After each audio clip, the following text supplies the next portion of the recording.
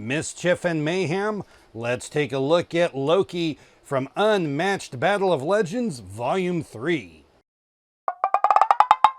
Now, Loki is one of 4 fighters from Battle of Legends Volume 3, along with Blackbeard, Pandora, and Chupacabra.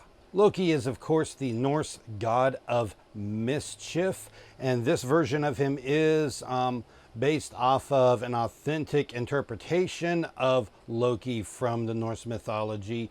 He is not based off of the Marvel character. Marvel changes quite a bit of the lore concerning Loki. Now, Loki is one of the runners-up from the Fandak contest from back in the day. The winners of that, of course, were Houdini, Genie, Shakespeare, and the upcoming Rosie the Riveter. But they've started to put a few of the runners-up into the sets. This set was actually designed by Gary M. from the Restoration Discord. He's very well known there. Now, what can we tell about Gary from Loki's deck? Well, what we can tell about Gary is that Gary is a sick man, because no healthy human brain could concoct a deck as deprived as what we see here with Loki. This is a really interesting pose that they have got this guy in here. Yeah, they look pretty crazy, but I suppose that is appropriate for Loki. Lots of really great artwork here. We can see they have a particular style going on here when we look at Loki. So looking at Loki's card here, we can see that Loki is a melee fighter with a health of 16 and a move of 2. He is a solo fighter. His special ability is Mischief Monger. After you play a trick, put that card into your opponent's hand instead of your discard pile. If an opponent discards a trick from their hand, return that card to your hand or to the top of your deck. Add +1 to your move for each trick in your opponent's hands. Okay, so what is going on with this? So we will see that Loki has a subset of cards. This is going to be like Bruce Lee with his Jeets or Sinbad with his Voyages, and these cards are tricks. These cards, after you play them, instead of it going into your discard pile like normal, it goes into the opponent's hand. Then it is in their hands now. They end up having to deal with this thing being in their hand. This does count against their 7 cards that they can have in their hand. They can play this card, but as you can see on here, we see that all these cards have a Loki effect and a not Loki effect. And the Loki effect tends to be good for Loki, and the not Loki effect tends to be good for Loki. So they don't necessarily want to play those cards. But as you'll see as we get through later into the deck, there's going to be a lot of reasons to not want to have a bunch of Loki's cards in your hands, besides it just filling up your hand and adding to his move value. As we saw on here, there is a lot more going on with it. Some other things you're going to see here with Loki's tricks is that the tricks do not have a boost value, so they can't be boosted. So they cannot, your opponents cannot just boost them away. They can be discarded through discard effects or from overdraw, but those cards go back to Loki either to the top of his deck or back immediately into his hand. So that's not really a good idea to just give it back to Loki. So we'll take a look at these tricks first. You're going to see that we have an attack trick, a versatile trick, a defense trick, and a scheme trick, kind of covering all 4 of the bases there. All of these tricks are based off of tricks from Norse legend that Loki did. Baldur's downfall. Baldur was one of the Norse gods that Loki tricked into being killed, although this ended up kind of helping bring on Ragnarok, so might have not been the best thing for him to have done. An attack of 4, of course it's an any because your opponent needs to be able to play it, so all of Loki's tricks are any's. Loki effect. After combat, draw 1 card. Not Loki. After combat, deal 2 damage to your hero. Oh, deal 2 damage to your hero. This would be your opponent playing it, so your hero is them, so it is their hero. That's not something that you really like to have there. So a 4 is a good attack. 4 is pretty good. But when you got to deal 2 damage to your hero to play it, Freya's Rescue. Another trick that Loki pulled off here. This is a versatile of 2, of course an any. Loki. During combat, swap the values of your card and your opponent's card. Not Loki. Loki recovers 3 health. Okay, so you got 2 of these here, and whenever your opponent plays it, Loki's recovering 3 health. Sindri's Bet. This is one where Loki bet his head. You can kind of see that in the artwork there. Although it goes a little different than you would anticipate because, Loki. Defense of 3, Loki. During combat, your opponent may discard a card. If they don't, subtract 3 from their card's value. Okay, so this is making them discard a card right here. They could discard a Loki card, but that would, of course, go back to Loki. If their attack was not bigger than a 3, then they are likely to not bother. Once it gets to a 4, they got to decide if they want to do it. Starts getting higher than that, probably they start discarding. Not Loki. After combat, Loki returns the top card of their discard pile to their hand. Hey, so this gives a card back. Now, the only bad thing about this is that your opponent is the one that gets to choose when this card is played, or as much as they can when to play with this. This is a defense, so they're only going to be able to play it if you attack them. The attack that you play into this when you attack your opponent, that card won't be in the discard pile yet after combat, so it would be the previous card that you played that you would get back. Svartalfari's Lure. Svartalfari was a legendary stallion that Loki managed to lure away by pretending to be a mare, but then Svartalfari impregnated Loki, and Loki gave birth to Odin's 8-legged horse. So yeah, you can look up these stories, but Norse mythology be crazy, guys. This is just a scheme. Loki. Place an opposing fighter adjacent to Loki. Kind of like Bruce Lee's Bring It On, except they could be anywhere on the board and be brought in. Not Loki. Loki reveals a card in your hand. Discard that card. Now, one thing to keep in mind when Loki is picking a card, Loki's cards are going to have his card back on it, so Loki's going to know which one of their cards is which one is Loki's. Probably, if you're Loki, don't pick one of your own cards to discard, unless you want it back.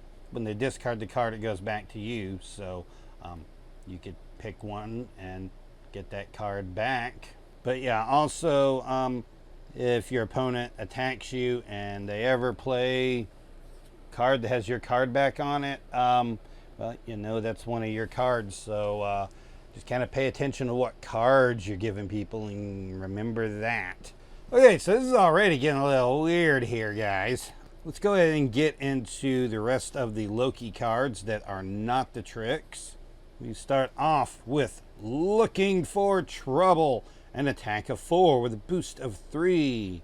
If your opponent played a card, return it to their hand. Look at their hand and choose a card for them to play. This is basically a attack version of Do My Bidding, where you get to pick a card for them to play. Can you pick one of your own cards for them to play? Yes, you can. And of course, Looking for Trouble has 3 copies. Ragnarok, 2 copies. This is the card that is the foil if you buy this set from Restoration.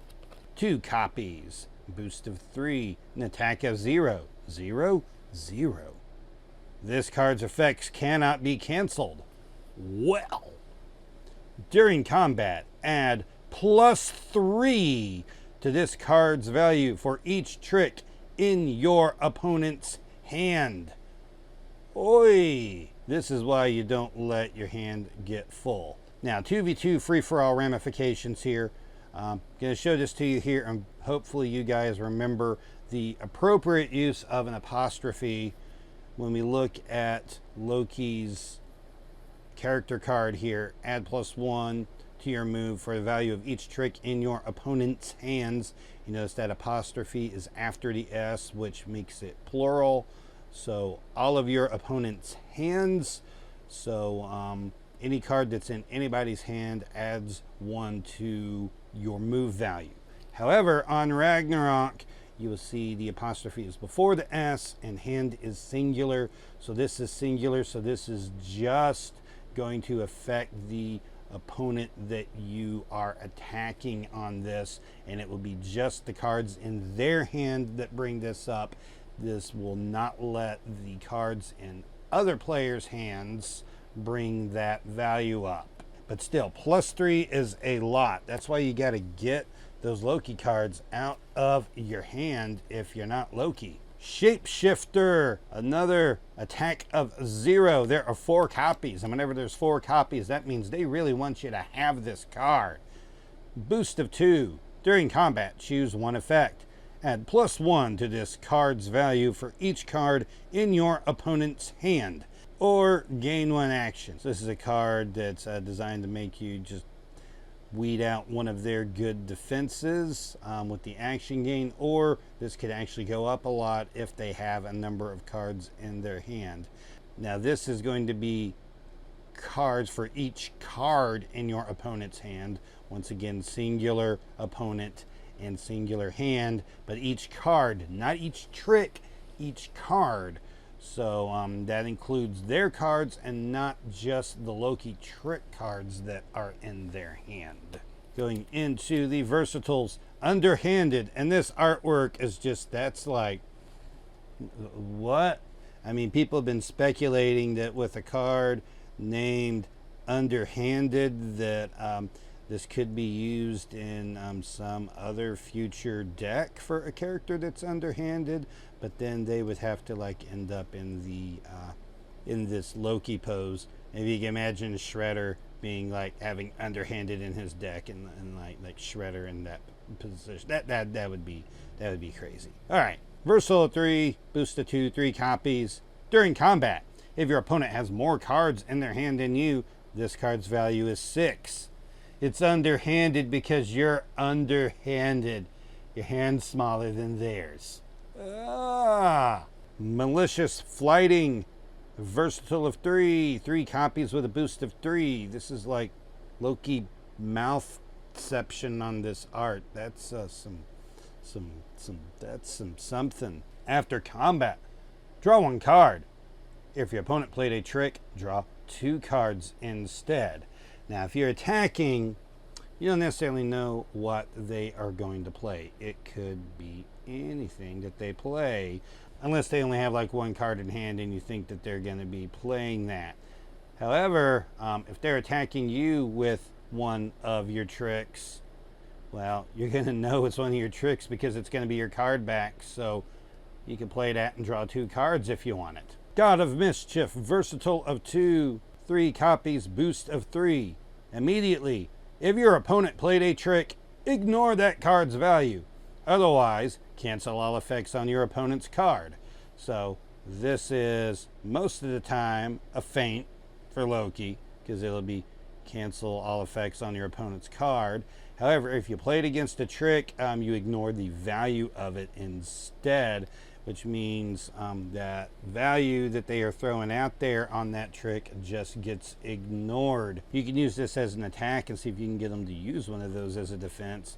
This is also a great defense if they try to attack you with one of them, like Baldur's Downfall, because you're going to completely block the 4 there, but the 2 damage to them is still going to go through. And once again, it's the exact same thing as malicious flighting. On an attack, using this as an attack, you may or may not be able to get them to play one of your tricks. If they attack you with one of your tricks, you pretty well know that that's gonna take care of it.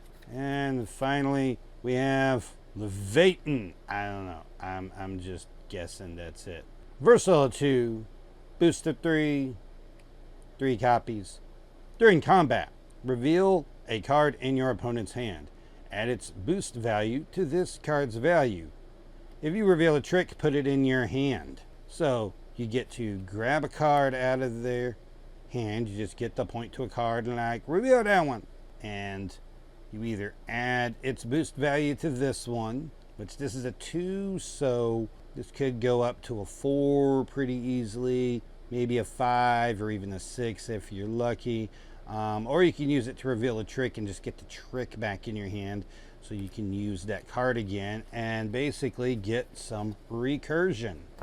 Okay, yeah, what is going on here with Loki? Because this is some crazy stuff with Loki. Okay, as far as Loki's cards getting in your hand, I think you just kind of have to look at it like this. If you're playing against Loki, particularly with the attack and the versatile trick, you kind of just treat that like this has already happened and it's going to be inevitable. Okay, you're going to get that 2 damage dealt to you.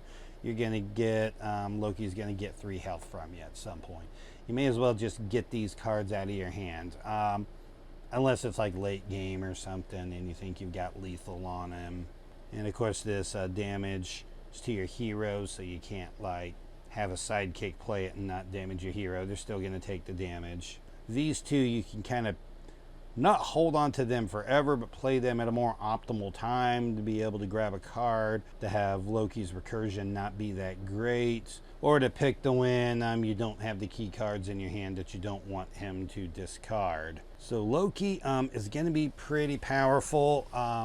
He can be pretty strong. So basically, you've got to just find a way to get these tricks in there and to really throw them on their game. You see, he doesn't have any defenses above a printed 3. But yeah, he's going to be a tricky one to figure out. A tricky one. But I think he could be a really powerful fighter once people get a hang of him. And that's going to be what I have to say for him there. I think it's going to take some time to figure out the strategy with him, and it's probably going to vary from one fighter to another. But I think he could be pretty crazy, but once again, really powerful. And if playing against him, like I said, just get the tricks out of your hand. Don't let them stick around in there. You know, that damage or that healing has already happened. Just let it happen there. So, if you found this video useful, give it a thumbs up and a like. You can go down into the comment section and let me know what you think down there. And you can also subscribe to my channel. Make sure you catch all the videos I post so you don't miss anything. This is Jeremy with Poindexter G, and we'll see you around next time.